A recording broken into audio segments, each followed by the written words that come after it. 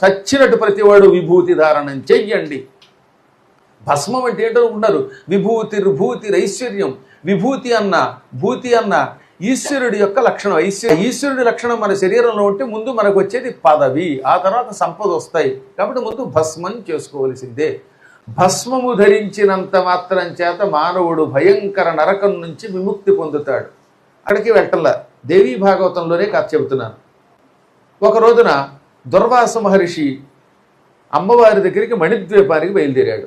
ఆయన ఒళ్ళంతా విభూతి పూసుకున్నాడు. ఆయన భస్మం ఒళ్ళంతా పూసుకొని అమ్మవారిని దర్శనం చేసుకోవటానికి మణిద్వీపానికి బయలుదేరాడు.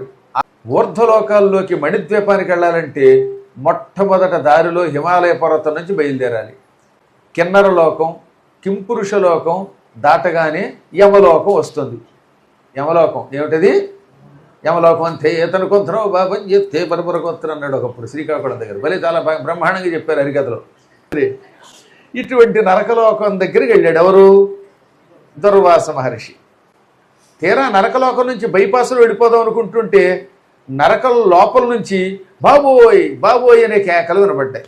భయంకరమైన అరుపులు. ఈయన కూడా వణికిపోయాడండోయ్.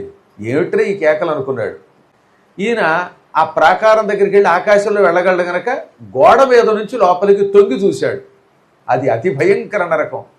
అక్కడ ఈ కుంభీపాక నరకాన్ని దుర్వాస మహర్షి చూశాడు. అది కుంభీపాక నరకం. అందులో వేగిపోతూ పైకి లేస్తూ వేగిపోతూ పైకి లేస్తూ చట్రంలో పడి ఉన్న ఈ పాపాత్ములు చూడగానే దుర్వాసుడికి కూడా భయం వేసిందిటండోయ్. ఓరి దేవుడోయ్, ఇదే కుంభీపాకం అంటే ఇంత భయంకరంగా ఉంటుంది అనుకోలేదు. నేను అదృష్టవంతుడిని అమ్మని పట్టుకున్నాను అని కంగారు పడి భయపడి తల ఊపాడు. అలా ఊపాడో లేదో తమాషా జరిగిందండోయ్. మొత్తం నరకలోకం అంతా స్వర్గంగా మారిపోయింది. దాంతో దుర్వాసుడు ఆశ్చర్యపోయి ఏంటో అమ్మవారి మహిమ అని ఆయన దారి ఆయన వెళ్ళిపోయాడు. ఇంతలో ఈ యమకింకర్లు కంగారు పడి యముడి దగ్గరికి వెళ్ళారు. యమధర్మరాజా ఆశ్చర్యం, హఠాత్తుగా నరకం కాస్త స్వర్గంగా మారిపోయింది, పాపాత్ములు కూడా చాలా అందంగా మారిపోయారు. ఆయన తెల్లబోయి ఆయన వచ్చాడు. చూస్తే అంతా స్వర్గం అయిపోయింది.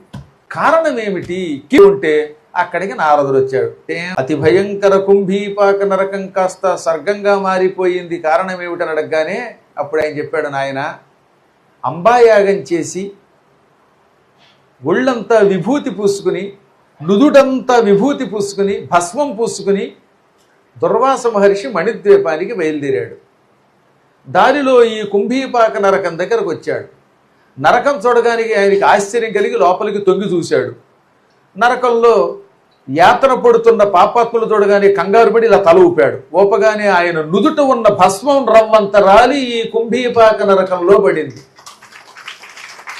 ఆయన ఓం నమశివాయ అంటూ ధరించిన ఆ విభూతి ఇక్కడ పడడంతో కుంభీపాక నరకం కాస్త స్వర్గంగా మారిపోయింది. ఇది భస్మ మహిమ. ఇది కేవలం భస్మ మహిమ.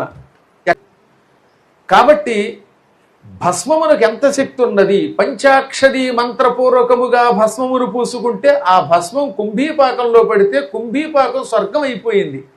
మీరు నిరంతరం భస్మం పూసుకుంటే ఇంక జీవితంలో నరకానికి కడతారా? ఇప్పుడు ఆలోచించండి. రాత్రి పడుకునేటప్పుడు బూడిద పూసుకుని పడుకోండి. రాత్రి పడుకునేటప్పుడు రుద్రాక్ష వేసుకుని పడుకోండి. పడుకుంటే మీరు నరకానికి వెళ్ళరు.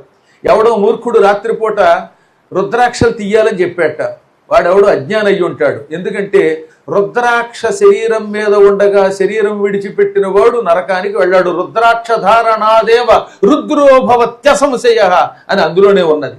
భస్మము మహాభస్మము, సామాన్య భస్మము, స్వల్ప భస్మము, అతి భస్మము, భస్మము అని 5 రకాలుగా ఉంటుంది.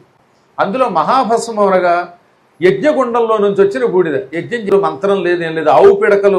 ఆవు పేడతో తయారు చేసినటువంటి పిడకలు కాల్చగా వచ్చిన భస్మం ఉన్నది. అది సామాన్య భస్మం, మంత్రం లేకుండా ఉంటే. ఆ భస్మైనా పంచాక్షరీ పూర్వకంగా రాసుకున్నా ఎంతో కొంత శక్తి వస్తుంది. ఈ భస్మమును వెళ్ళి ఎలా ధరించాలి? సూర్యోదయం నుంచి సూర్యాస్తమయం వరకు కూడా నీళ్లలో కలిపి పెట్టుకోవాలి.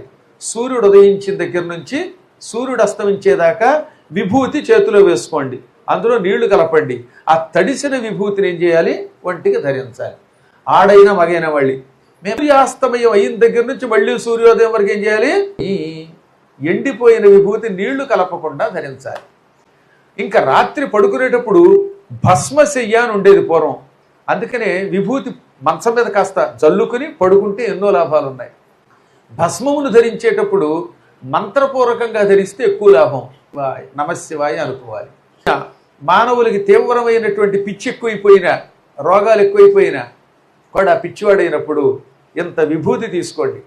అది కూడా హోమ భస్మం, యజ్ఞగుండం నుంచి తీసిన విభూతి తీసుకోండి. దాన్ని ఈ 3 వేళకి మీరు రాసుకోండి. ముందు 11 సార్లకు తక్కువ కాకుండా పంచాక్షరి మంత్ర జపం చెయ్యండి. ఆ ఉన్మాదంతో ఉన్నవాడు నుదుట రాయండి. వాడు గ్యారంటీగా సెట్ అయిపోతాడు. ఎంతోమంది పిచ్చాళ్ళలో బాగుపడిన వాళ్ళు ఉన్నారు. మందబుద్ధి కలిగిన వాళ్ళకి విభూతి పెట్టేటప్పుడు చంద్రశేఖరాష్టకం చదవాలి.